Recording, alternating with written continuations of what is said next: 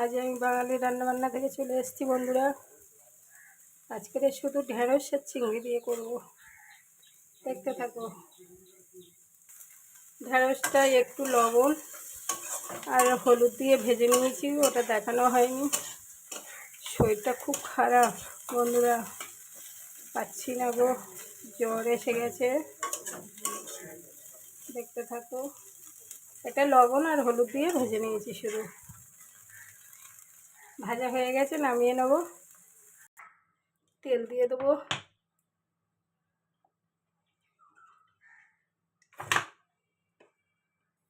এদিকে চিংড়ি, হলুদ, লবণ, লঙ্কার গুঁড়ো দিয়ে এটা ভালো করে মাখিয়ে নেব।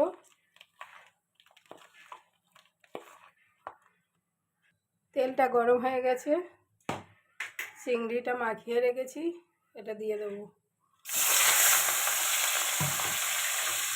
এটা ভালো করে ভাজবো।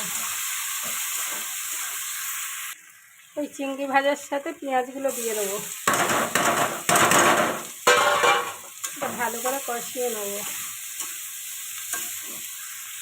এর সাথে একটু হলুদ দিয়ে দেবো,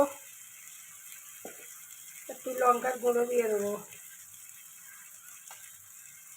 এর সাথে ঢেঁড়সগুলো দিয়ে দেবো।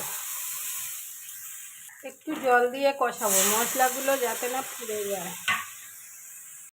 একটু জিরের গুঁড়ো দিয়ে দেবো, এটা ভালো করে কষাতে থাকবো। কষানো হয়ে গেছে, এবার জল দিয়ে দেবো।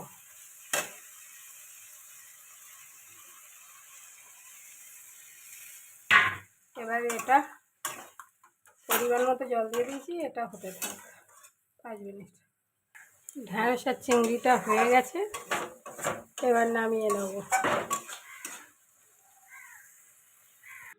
হয়ে গেছে ঢেঁড়স আর চিংড়ি দিয়ে। ভালো লাগলে লাইক কমেন্ট শেয়ার করবে। রাখছি আজকের মতো, বাই।